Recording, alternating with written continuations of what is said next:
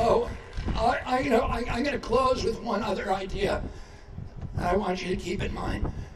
We're sending we're already committed $113 billion to Ukraine. And President Biden now wants another $24 billion. Now, just for comparison, the entire budget of the EPA is $12 billion a year. So that's all we've got for the environment in this country. That's it. So we're sending 12 times in 1 year to Ukraine what we spend on EPA. The entire budget for CDC is $12 billion. That's what we got for public health. And how can we afford to send 12 times that much to Ukraine? The month that we made the $113 billion commitment was March of 2022. And that month, we also spent $300 billion, twice what we're getting to Ukraine, to bail out the Silicon Valley Bank.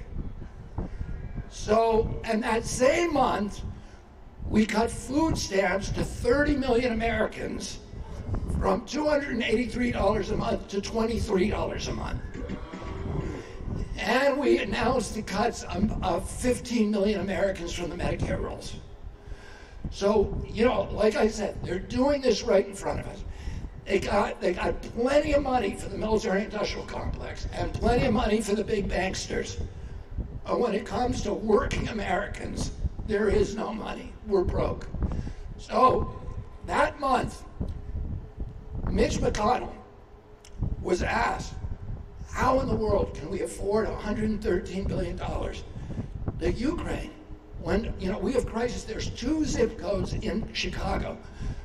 A recent study showed that the people in those zip codes have worse standards of living than people who live in the most war-torn neighborhoods of Afghanistan. We have a crisis right here in this country. And Mitch McConnell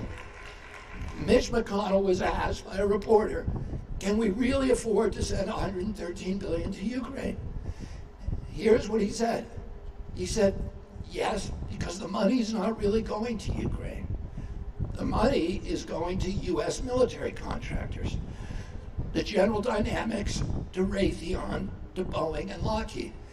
These are American companies, so that money is really coming back here for the good of America. So, who do you think owns every one of those companies? Exactly. And when we give the money to Ukraine, we call it a loan. Of course, how many people here believe that Ukraine is ever going to pay that back? Yeah, nobody. And nobody does. There's nobody in Washington who does. The same number of people in Washington believe they're going to pay it back. But what it does is it allows us to put the screws on Ukraine, and we signed a contract with them that compels Ukraine to do certain things. And one of those things is to sell most of its assets for cash, including its farmland. Now, Ukraine has the best farmland in the world. For 1,000 years, there have been wars fought over that farmland. It's the breadbasket of Europe. And people say about Ukraine, about the soil, that if you throw a boot, an old boot, on the ground in Ukraine, something that will grow from it that you could eat, because it's so rich and fertile. And everybody, for many, many centuries, has been trying to get their hands on it. Well, guess what? Now they're being forced to sell it. The small farmers are being forced to give up their land. The government is giving up its. They've already put on the auction block 28%. Who do you think the biggest buyer is of that land? Exactly. So, why are we in this war?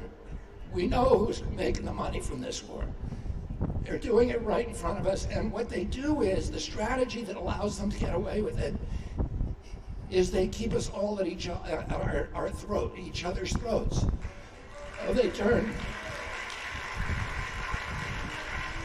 they turn blacks against whites and Hispanics and Republicans against Democrats and rural people against urban people.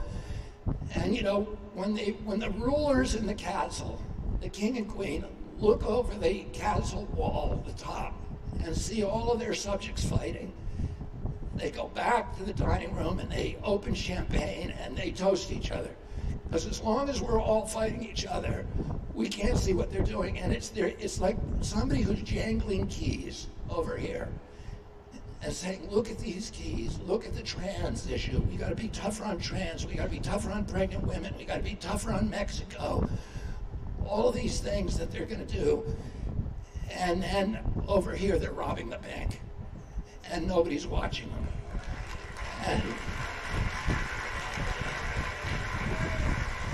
But I have my eye on them.